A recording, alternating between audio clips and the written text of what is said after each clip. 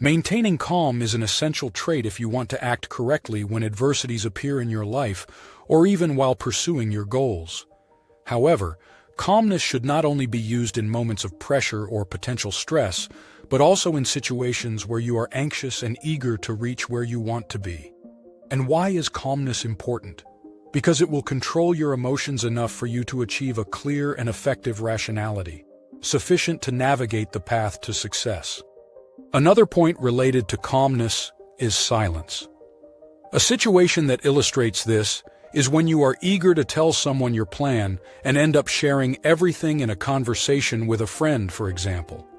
But if you were calm, you would know that it is not appropriate to go around talking about your plans, and thus you would be able to maintain silence. So these two traits are related in a way, and that's what I'm going to discuss in this video. Let's get started. In this video, we will use the protagonist of the series Peaky Blinders as an example. First of all, Thomas Shelby knows very well that this type of attitude, saying everything that comes to mind when your emotions are running high, is a fatal mistake. You can observe this in some meetings he has with his adversaries. He is always the quietest and the one who speaks the least. For Thomas, this is very important. Either his dialogue matches the length of his opponents, or he takes control of the conversation in a way that makes his enemy talk more than he does. And why does he do this? It's simple. The one who talks more becomes more predictable. In other words, when he plans for his adversary to talk more than he does, he is merely setting up a situation where his enemy will disclose more information and even reveal their true intentions instead of doing so himself. Do you understand what I'm saying? The one who talks more is more likely to make a slip and disclose information they shouldn't due to the heat of the moment or even in a moment of anger, revealing their true intentions and dropping the mask. And when the adversary makes this mistake, Thomas gains the advantage. For those who have watched the series, there is a phrase Thomas says in the first season that complements what I've discussed, which is, never negotiate from a position of disadvantage. So, that advantage Thomas seeks. Speak less, provoke the enemy, and let them reveal themselves in the midst of the conversation. Therefore, you need to learn to maintain calm and silence in such situations. The protagonist of Peaky Blinders has already given you two reasons. Firstly, your opponent may use Thomas's tactic and try to provoke you, instigating you without you realizing it to make you say something you shouldn't or reveal your plan. And secondly, if you can stay calm, if you can speak, you can control the conversation and be the one who gains advantages during the discussion and not the one who might make a slip and then regret what was said. Has this ever happened to you? I'm sure it has. You are there in a conversation, and at that moment, you spoke more than you should have.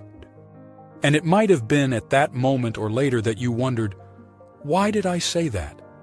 And then you regret having opened your mouth, and without realizing it, you said more than necessary because you were carried away by emotion, allowing it to overshadow your rationality and make a mistake.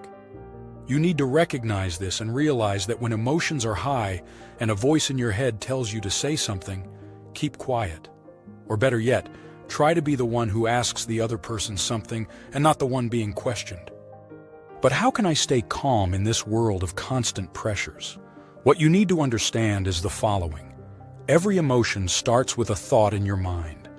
You just have to choose whether to control it and dismiss that thought, meaning not to think about it anymore. If you keep thinking and reflecting, you will find that you have fed that emotionally charged idea to the point of losing control over your mental state. If you don't believe what I'm saying, consider the following. Love, for example. You're there thinking you're the coldest person in the world, and out of nowhere, you meet a woman from another world, extremely beautiful, with a lovely smile, and everything else. If you simply walk past and continue on your way, soon that thought you created upon seeing her will disappear from your mind, and you will probably forget her. However, if you happen to talk to her, get to know her, have a date, and well, you know what I mean.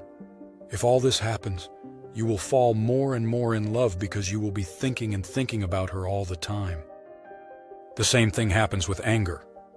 If you think about a situation where your teacher didn't give you the grade you deserved, and you keep feeding that thought and don't stop thinking about it instead of forgetting and moving on, you will get angrier, and logically, it will take longer for you to calm down.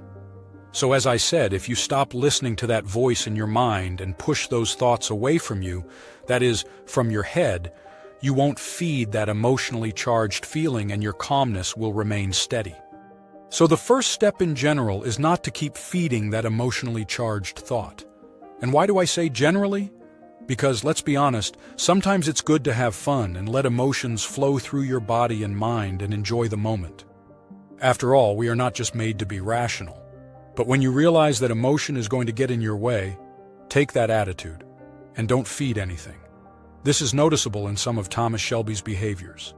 Of course, you can't know what goes through his mind, but you can notice that there are moments when some character asks him something, and instead of feeding that question with an answer, he changes the subject or responds with another question to avoid answering. By analyzing his behaviors, we can conclude that Thomas also avoids feeding his emotionally charged thoughts when they are detrimental to him, because conversation is a way to fuel these ideas, as it obviously allows emotions to multiply. Another tip for maintaining calm is to find activities that give you more control, such as reading, exercising, or even meditating. In my case, I read a lot, and it calms me down significantly while also providing knowledge, which brings me countless advantages. But this varies from person to person.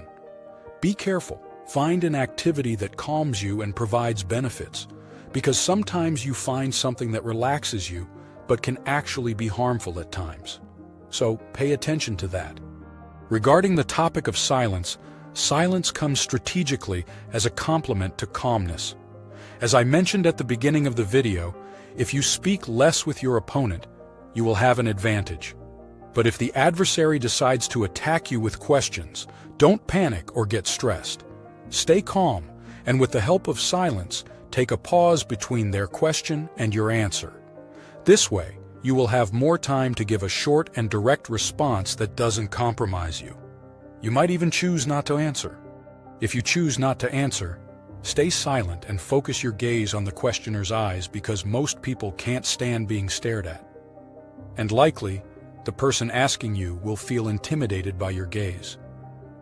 This is one of the great powers of silence, as you won't be saying anything, but at the same time, you will be sending a message to the person expecting a response from you. That's because silence is intimidating, but not only that. Silence can be interesting and mysterious. There are different effects that silence can cause. That's why I said silence should be used strategically and along with calmness. Because if you panic and lose that calm, you will end up saying nonsense or using silence in the wrong way. There are times to be silent, but at other times, it's crucial to speak.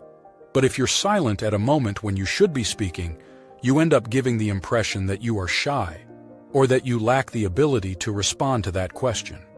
But how will I know which questions to answer? Answer those questions that won't compromise you and that are essential. Stop answering, change the subject, or simply give a brief response without committing yourself when you see that it's a question out of pure curiosity or a question that isn't worth answering. It's important to watch this video until the end, because you will discover exactly how to use these strategies to maintain calm and control in any situation. Are you interested in more tips? Then check out our video, How to Gain Respect. Click now at the top right of the screen. If you liked the video, subscribe to the channel and don't forget to activate the notification bell to always be updated with new videos. And of course, leave a like and comment. See you in the next video.